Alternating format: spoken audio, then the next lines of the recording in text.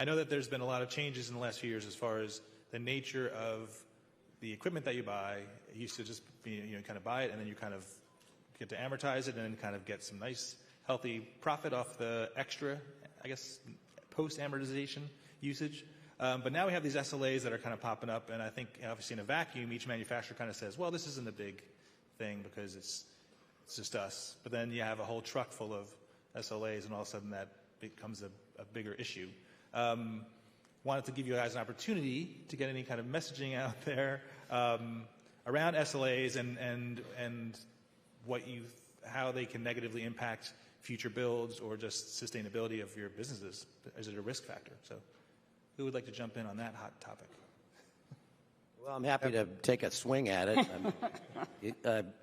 Basically, you have to have these service agreements. You have to have the ability for your engineers to call vendors and ask for support while they're in the field. You have to have that. You have to have the ability to have these vendors send in spare cards overnight. You absolutely have to do that. And it's what Michael was talking about earlier. Building new trucks is one thing, but if you don't maintain the fleet that you have, you're going to be in trouble really fast. And really the only way to actually do that is to have the SLAs. The problem with the SLAs that we have faced is we're paying more for SLAs and getting less coverage for it. And there's less items that are covered in the SLA. There's more stuff that's closer to end of life that our vendors don't want to in effect insure. So it's a huge part of our business. It represents a material part of the expenses of running a company that does what we do. Really quickly to follow up on what Pat said. So as I said before, the reliability is the core responsibility that we have. And so again, there was a well-worn path of what that business case for maintenance and ongoing upkeep has been in the past. That's now changed. And so the only thing that I know that we talk about is, as we're talking with all of the vendors, is certainty around what those costs are going to be and what the expectation is going to be for that level of service. Sporting events happen on Saturday and Sunday, and so we need to make sure that there's going to be when you sell a product, there's a responsibility that comes along with that for us at NEP. And for those that we choose that are going to be in the solutions that we put together. So making sure that there's going to be a consistent form of economics that are part of the overall cost of ownership, and then making sure that our clients understand that world has changed for us too, and so making sure that those conversations go on.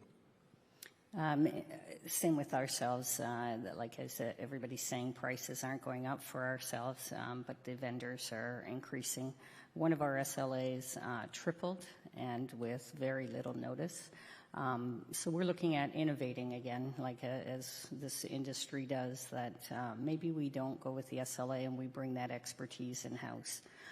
It will make us a better business, and hopefully will lower our costs. I think I can maybe hire 3 people for the SLA that I did not sign after it increased. So it's definitely affecting our business for sure. Yeah, the only thing I'll add to that is sort of a different direction in a message I'm trying to get out to our vendors is anything that can be built on a COTS hardware, commercial off-the-shelf hardware, the better, because then we have consistent hardware throughout the mobile unit and our systems, and so we don't need such a robust SLA that covers software and hardware. We have consistent hardware. That's good for our operations team.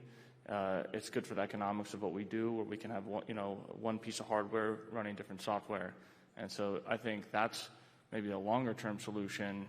We'll talk about the cloud and hybrid cloud here, I think later on, but that's the first step of that which is really important because then we have our engineering team that we train on that hardware. We have replacement parts for that hardware, and it can do a whole bunch of various live production services. And I think that's kind of the fix to this story. We're never, ever, ever going to build a television truck, ever. Just, Josh, remind me in case I have a momentary lapse of judgment. But yes, never going to build. I told this to Pat 4 years ago, and he's like, oh, you're going to build a TV truck. Never. We're in the people business.